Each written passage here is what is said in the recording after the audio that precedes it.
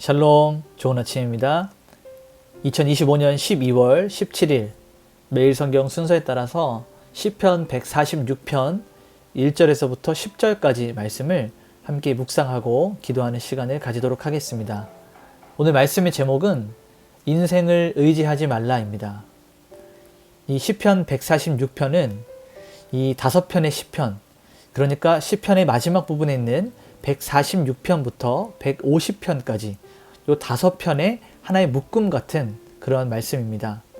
146편부터 150편까지 각각의 시편은 할렐루야로 시작해서 할렐루야로 마치는, 찬양으로 시작해서 찬양으로 마무리되는 그러한 고백이 있는 말씀입니다.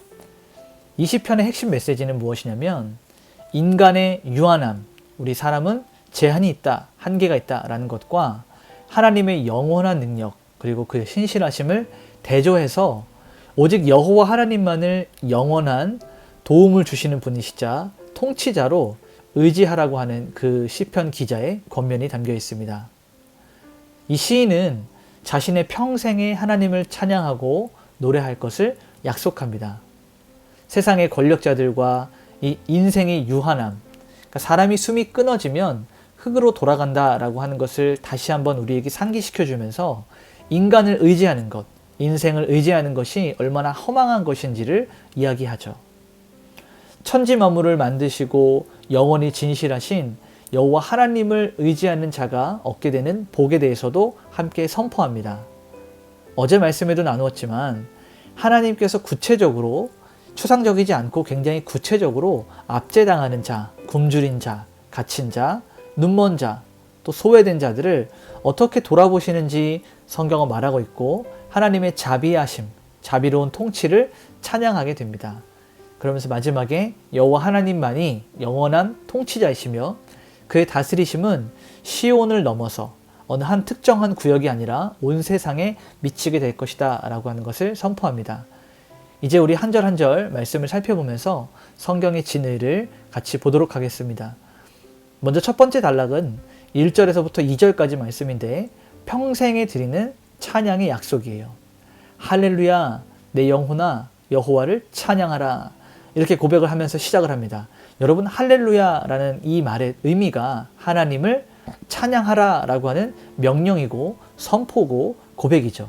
그래서 서두에도 말씀을 드렸듯이 시편 146편부터 150편까지는 할렐루야라는 이 하나님을 찬양하라 라는 말로 시작을 해서 할렐루야로 그 시편이 마무리가 되는 이러한 내용들을 담고 있습니다. 결국 시인은 자기 영혼에게 명령하는 거예요. 무슨 명령을 하냐? 여호와 하나님을 찬양하라. 우리가 여기서 한번 생각해 볼 것은 우리가 기쁘고 즐겁고 행복한 일들이 있을 때 콧노래를 부르고 하나님을 높이는 일들은 굉장히 쉽습니다. 그런데 우리가 어려운 일들을 겪을 때, 굉장히 고난과 고통 속에 있고 힘든 시간들을 보낼 때에도 하나님을 찬양하라, 이것이 굉장히 어렵거든요. 그래서 이 시편 기자의 말처럼 우리 영혼에게 명령하는 거예요. 여호와를 찬양하라. 우리 영혼에게 촉구하는 것입니다. 2절에 나의 생전에 여호와를 찬양하며 나의 평생에 내 하나님을 찬송하리로다. 이 생전이라고 하는 평생, 일생 동안에 자기가 살아있는 모든 순간, 모든 기간 동안 하나님을 찬양하는 것이 내 삶의 유일한 목적이고 삶의 가장 중요한 목적이다, 이유다라고 하는 그 의지를 표현하고 있는 것입니다. 그러면서 두 번째 단락으로 넘어가면 3절과 4절에 인간을 의지하는 것이 얼마나 허망한지를 밝히고 있어요. 귀인들을 의지하지 말며 도울 힘이 없는 인생도 의지하지 말지니. 여기서 귀인들은 방백들이죠. 그러니까 정치적으로, 경제적으로 권력과 힘을 가진 사람들을 의미합니다.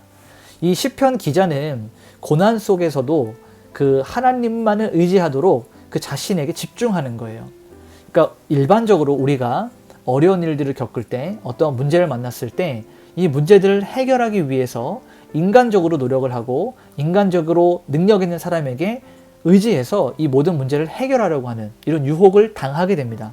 그러나 시편 기자는 인생을 의지하지 말라, 사람을 의지하지 말라라고 이렇게 이야기하죠. 그 이유가 4절에 그의 호흡이 끊어지면 흙으로 돌아가서 그날에 그의 계획이 소멸하리로다.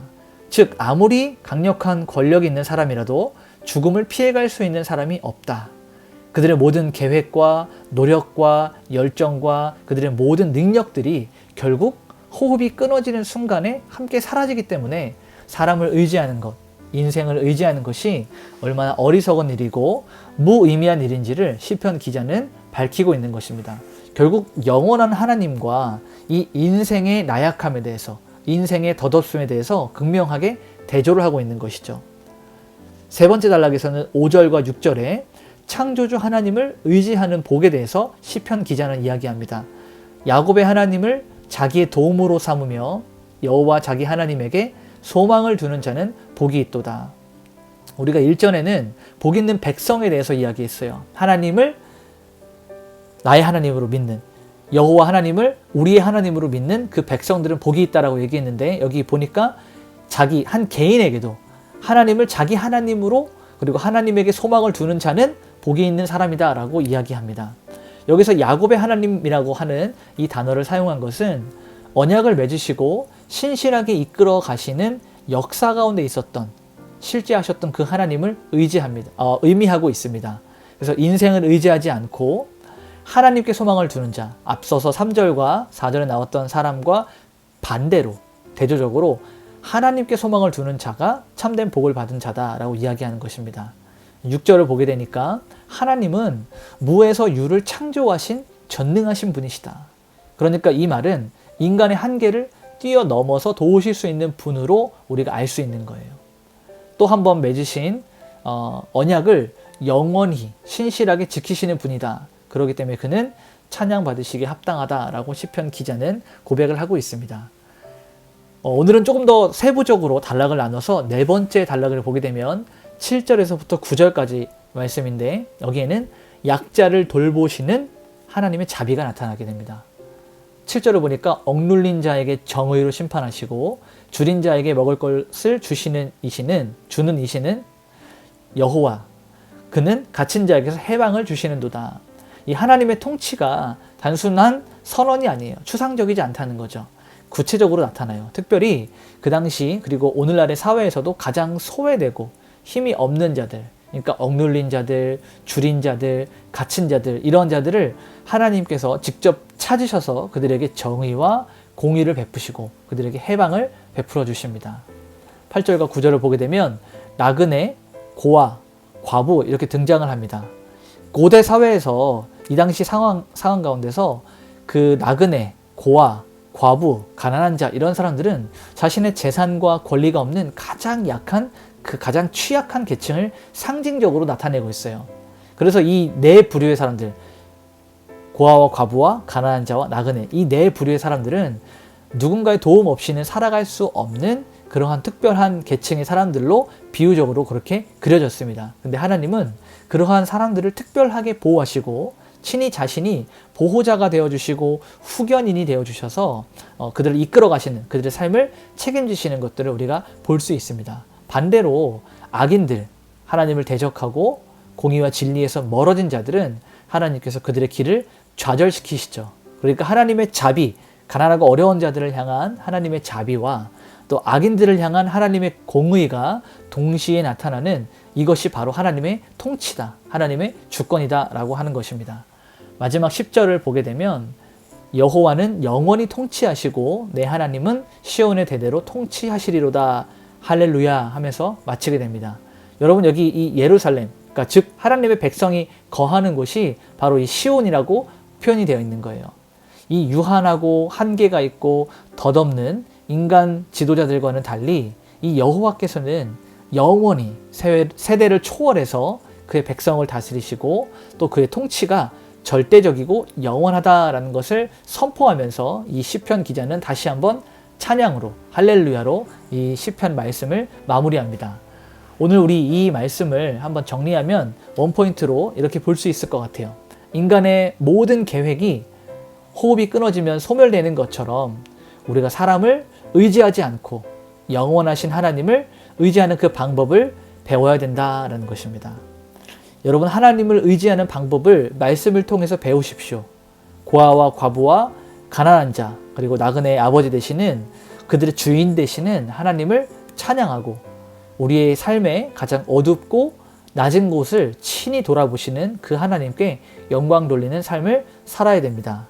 오늘 이 말씀을 정리하면서 우리 이렇게 좀 적용점을 가졌으면 좋겠어요. 먼저는 우리에게 어려운 일이 닥쳤을 때, 여러분 문제를 만날 때 귀인들을 의지하지 말아야 됩니다. 다시 말하면 3절의 경고처럼 인생을 의지하지 말아야 돼요. 인간들을, 그 어떤 세상의 능력을, 재물을 의지하지 말아야 됩니다. 오직 하나님께만, 야곱의 하나님께만 소망을 두는 훈련을 합시다.